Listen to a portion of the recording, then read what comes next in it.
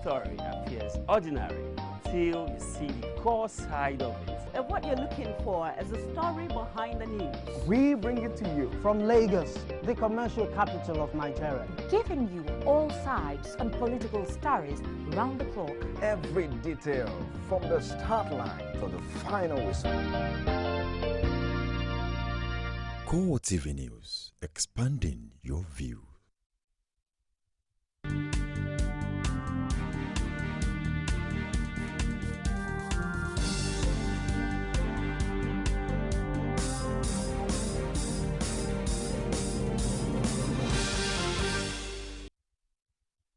Hello there and welcome to CoreTV News at 7 with me, Sabina Izuku. The Southern Kaduna Coalition says over 200 people have been killed and 4,000 displaced after more than 53 attacks in Kara local government area of the state. The group claims that all the attacks in the area were carefully planned and executed between 2011 and 2014. Members of the coalition also insist at a press in Abuja that the authorities have done little or nothing to stop the attack. What we have now is a very serious situation in Southern Kaduna that needs deep and proper information gathering, intelligence gathering, so that they can stop those people coming from wherever to come to kill people. You don't just sit back and say and make some policy statements or some political statements and expect it to wish it away. It can't go anywhere. So we need them to do that which is proper and right to stop the killings in Southern Kaduna. You live in a community, and if government is trying to tell us that they're incapable of taking care of their people, they should say so. You can't ask me to leave my area and go to somewhere else. It's not done anywhere in the world. I've never heard it before. Chairman of the National Human Rights Commission, Professor Chidi Odinkalu, is holding the authorities accountable for the bloodletting in Southern Kaduna. This, according to him, is because there is no visible efforts to stop the violent killings. He said this on the sidelines of a presentation by the affected communities in Abuja. Now, that killings are taking place within the state that hosts the most capable division of the Nigerian army says something is wrong. And you see, you're not talking about one person being killed or two people being killed or three people. Post-election violence, over 1,000 people were killed. Since then, as you heard this morning, over 4,000 people have been killed, 53 attacks, right? Tens of thousands of people displaced. And now we're going into political season. We did not have elections in Kaduna between 2011 and now. And over 4,000 people have been killed and over tens of thousands of people displaced. So can you imagine what could happen if we had the excitements of a political election season engrafted onto that? And that is why this is happening. That's why people are raising, the inhabitants of Southern Kaduna are raising concerns, because the omens are not good at all. The easiest way to stop it is get the elected politicians interested in stopping it, because they know who is doing it. So there's an elected governor. There is an elected senator and elected senators. There are elected members of the House of Representatives. There are elected members of the House of Assembly. What are they doing? Why are they allowing their voters to be wiped out? The Chibok community has commenced moves to identify the girl, Susan Ishaya, who was abandoned by the Boko Haram and found wandering in Mobi on Wednesday. The chairman, Kibaku Development Association, Pogo Bitrus, said he had directed the vice principal, Government Secondary School Chibok, to go to Yola, Adamawa State, and ask the girl about her origin and other issues surrounding her identity. Susan was discovered near a police station in Mubi, Adamawa State, after she was brought there by villagers who found her near Biu in Borno State. She was said to have been thrown out of a moving vehicle by her captors and was left to wander for 2 days before she was discovered by the villagers. Susan was said to be traumatized and sexually abused by the insurgents and was also found to be 4 months pregnant. The girl, who is being treated in a hospital in Yola, Adamawa State, was said to have been psychologically abused and could not properly identify herself and her origin. Bichir said that there are doubts over the identity and origin of the girl, adding that the community was not convinced that she was from Chibok, as her name did not correspond with the names of the 219 schoolgirls. Residents of the Federal Capital Territory are hailing the recent successes recorded by troops in the ongoing war against insurgency. They are specifically glad that the main man posing as the Boko Haram leader, Abubakar Shekau, was killed in one of the many battles for Konduga. But they also want the military not to rest until insurgents are flushed out of the northeast Nigeria. For several months, he appeared in propaganda videos, posing in front of armored personnel carriers and surrounded by bodyguards. Now, the military says the man who claimed to be Abubakar Shekau is dead and have shown pictorial evidence. It took time for the news to sink in, but now FCT residents who were also threatened in one of the videos are hailing the troops for a job well done. So we should also be watchful. You and I, we can help the security agencies to fight these injustices in the country. So people are jubilating here and they're saying Chokoro is dead, that's the end of terrorism. No, we should not relax and be sleeping. We should learn how to sleep one eye open and one eye closed for the betterment of our country, Nigeria. You and I know that since the emergence of these insurgents, in Nigeria, our people, our fellow Nigerians, they have been dying. And if at this time or at this point, the security, they are telling us that Shekau has been captured and killed, it's a good news on our part. So we say kudos to the security outfit of this country. But others, however, want appropriate authorities to show more concrete proof of Shekau's death. I don't want to say yes for now because they have to prove it. If the man is dead, they have to prove it within the army circle. They are the people guiding us. They are people who send for an errand, go and stop this that is happening, that is making Nigerians restless, sleepless nights. We have to get confidence in the soldiers. But if they believe within them that yes, the man is dead, fine, they should prove it to Nigerians so that we have overconfidence and believe that yes, this matter is over. Well, to me, I'm not just going to stand here and say Shekau is dead. Shekau has been dying for many times. We've remember the other time they said they've killed him. I don't want to say that he's not dead. But what I want the government to do, they should come out, and prove to us that this is really Shekau, the man they are really talking about. I think that will help us a lot. And the Nigerians will be more at ease because that man is a terror to our country. Some other FCT residents want the military authorities not to dwell too much on its recent success. For this set of people, the war is still a long way from being over, even with Shekau's death. Normally, when a commander dies off, another person has to take over. But I pray that these people will surrender their arms to the federal government. We are tired of this war, please. See our people at Medical. Since I was born, how many years ago, Borno State was one of the best states in Nigeria. I have never witnessed any religion or any other tribal crisis. Do you understand? I don't know what will be happening to Borno State by now. We are tired. The consensus among Nigerians residents in Abuja is that security forces and other relevant authorities have to go the extra mile to root out the insurgents from the part of the country they presently occupied. A federal high court in Abuja has set November 10th for the arraignment of Aminu Oguche, the alleged mastermind of the April 14 Yanyan bomb attack.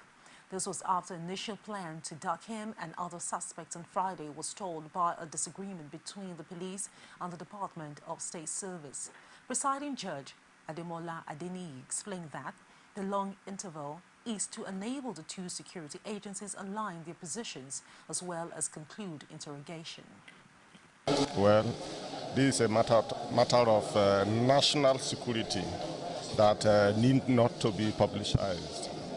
It's in the court. It's in the public. The court is a public place. Yes, even in the courts, certain procedures have to be followed because of national security.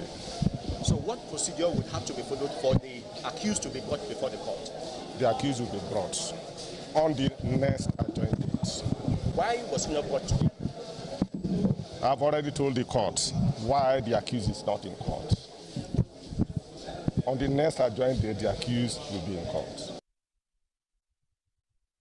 Following the protracted violence broken Ekiti State during the week and the killing of the former National Union of Road Transport Workers boss in the state, Omolafe Aderiyi, Thursday night, the government has imposed a dusk to dawn curfew in the state.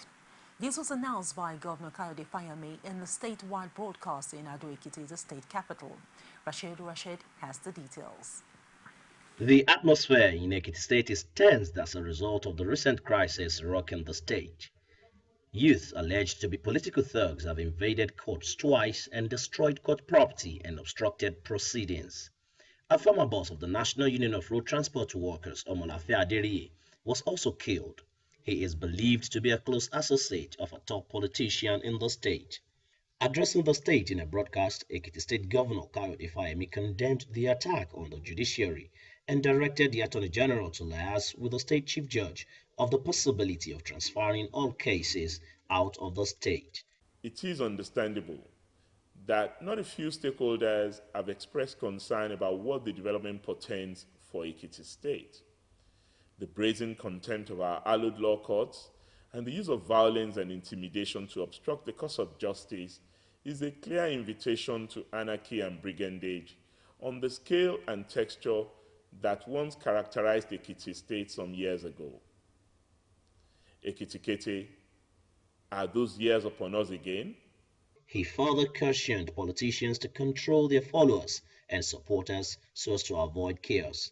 The course of justice can only be delayed, but never truncated.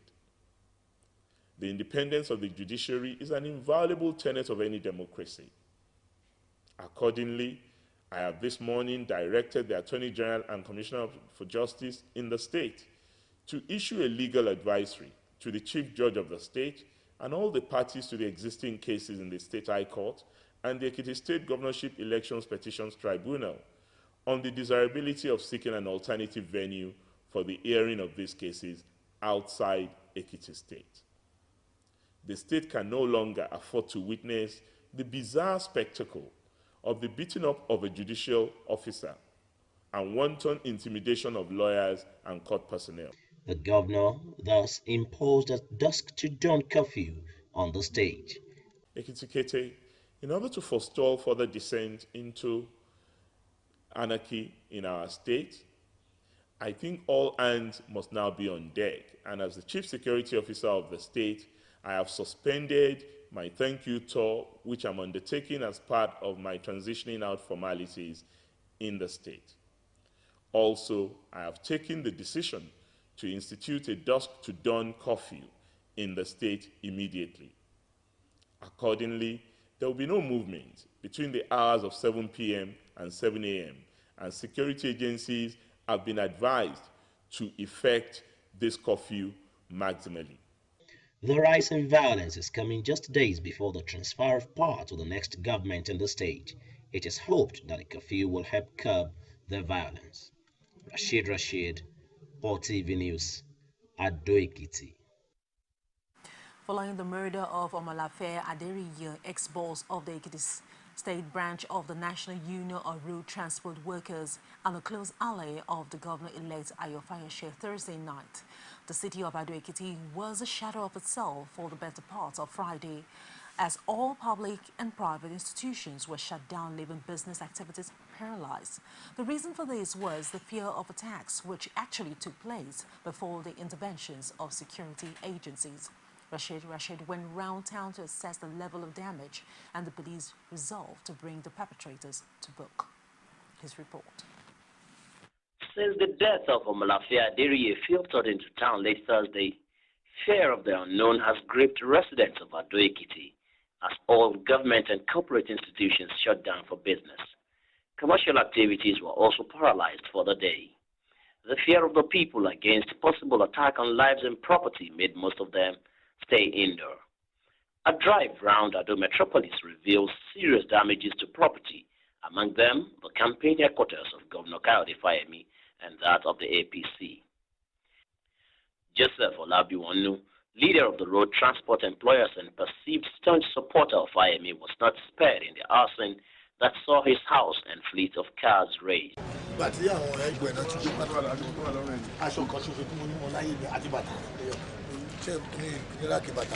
easy calm best describes the mood at the home of the deceased as tears flow freely from sympathizers and relatives.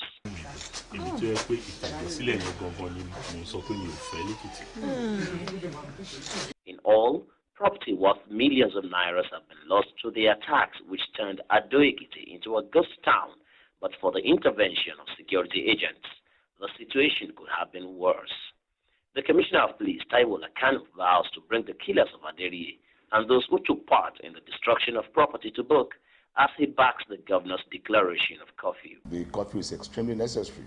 It will lessen our burden. We've been out since morning. And of course, the curfew means you are supposed to stay in your houses, your individual houses. If you are found on the street, you have to say to blame. We've made a sizable number of arrests because some people were actually caught right on the scene, burning houses. Some we are seen, trying to picket roads. Some we are seen burning tires. We have ample facts against them, and investigation is ongoing. The last may not have been heard on the gruesome development, even as the dusk to dawn curfew takes effect and normalcy returns to the streets. Rashid, CoreTV News, Ado-Ekiti. In a related issue, the People's Democratic Party in Ekiti State has condemned the murder of a former chairman of the state chapter of the National Union of Road Transport Workers, Omolafe Aderiyi, by unarmed gunmen. The State Publicity Secretary of the party, Kola Oluwawole, in a statement in Ado-Ekiti, described the killing as an act of wickedness, barbaric, and satanic. According to him, the murder could not be separated from the clandestine activities of All Progressive Congress government, which had vowed to make the state ungovernable for the incoming administration of the PDP. The party called on the Inspector General of Police and all relevant security agencies to bring to book the perpetrators of this act so that those who want to create a chaotic situation that will negatively affect the swearing-in of the governor-elect will not have their way. It also implored the State Commissioner of Police to provide adequate security for the governor-elect and all the PDP leaders who it claimed had been marked for elimination. We'll take a short break, and when we return, CoreTV News on the Hour continues. Stay with us. There is an Ebola virus epidemic in some West African countries. The Nigerian government wants you to be aware and watch out against the spread of Ebola in your community. Help keep our country safe and watch out for severe cases of fever, headaches, diarrhea, chest and abdominal pain, sore throat, cough, red eyes, and bleeding from the eyes, ears, and nose, especially when these symptoms are found in persons coming into Nigeria from other West African countries. Protect yourself. Wash your hands regularly with soap and running water, or use a hand sanitizer. Avoid contact with the blood, urine, feces, or saliva of animals like bats, monkeys, gorillas, chimpanzees, or infected persons. The Ebola virus is deadly. Don't catch it. Don't spread it.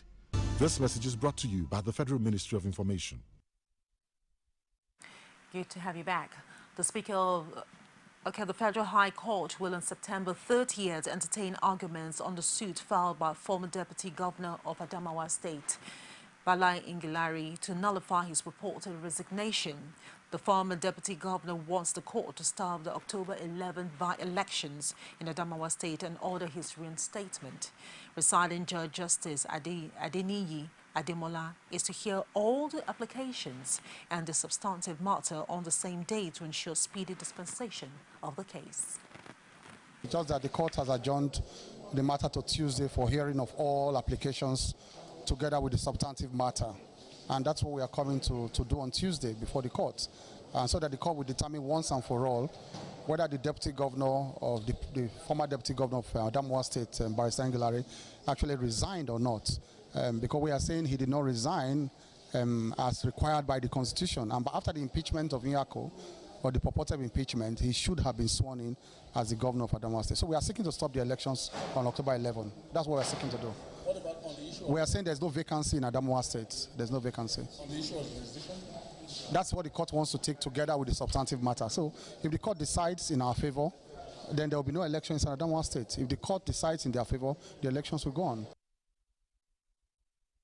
Speaker of the Lagos State House of Assembly, Adeyemi Ikufuriji, has described the dismissal of the 54-count charge of money laundering against him by the Federal High Court as a victory for democracy and justice.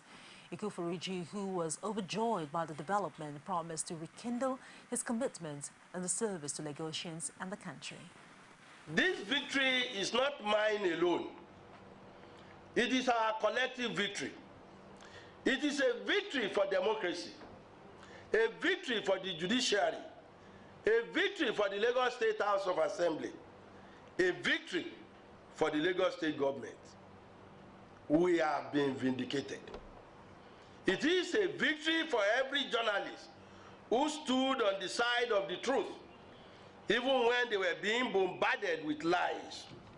It is a victory for our party, the APC, and everyone who has stood solidly by me in the last 3 years. My very dear friends and colleagues, the struggle goes on. Our work is not done.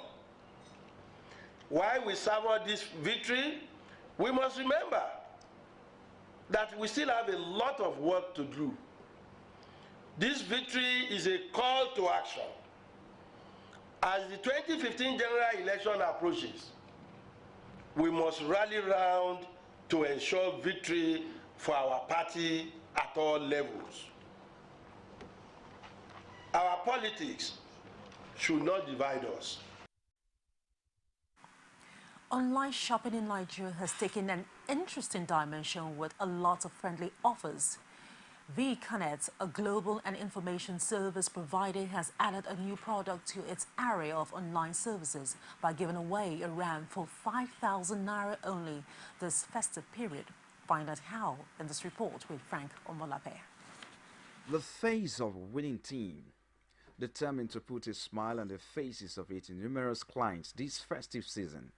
VConnect Global Services Limited is offering 10 RAMs for 10 lucky winners of families to celebrate Idio Cabrio this season with just a token of 5,000 naira as against the market price of 40 to 50,000 naira.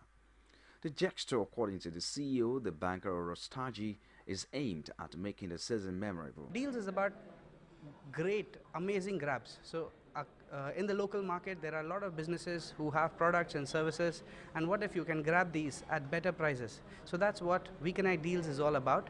And these great grabs, we come up with them, promotions on a regular basis.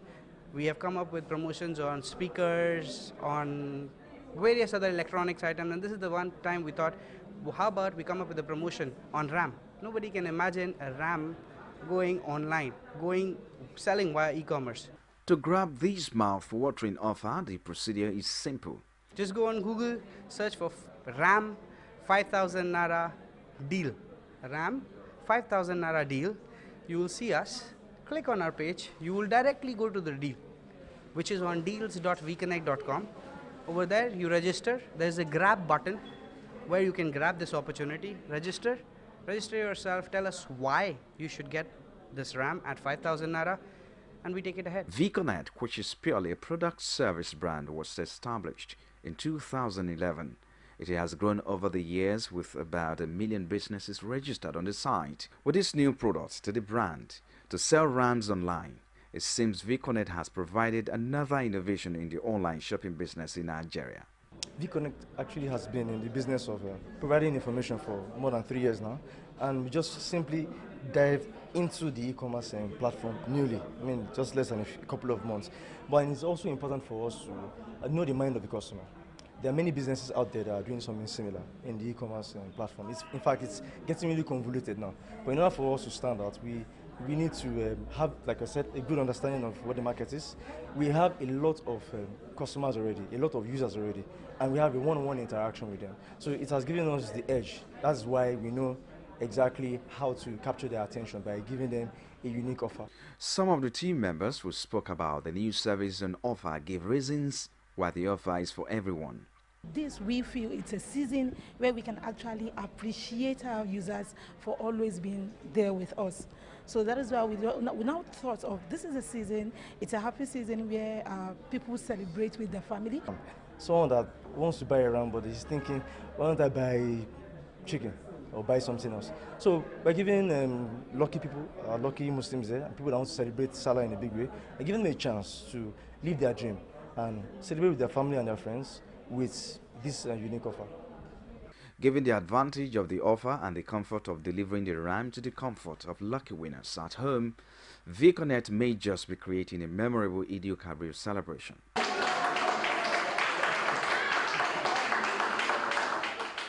Frank Omalape, CoreTV News, Lagos. And that wraps it up at the news at 7. Keep a date with us on our primetime news at 9:45 p.m. I am Sabina Izuku, and thank you very much indeed for watching.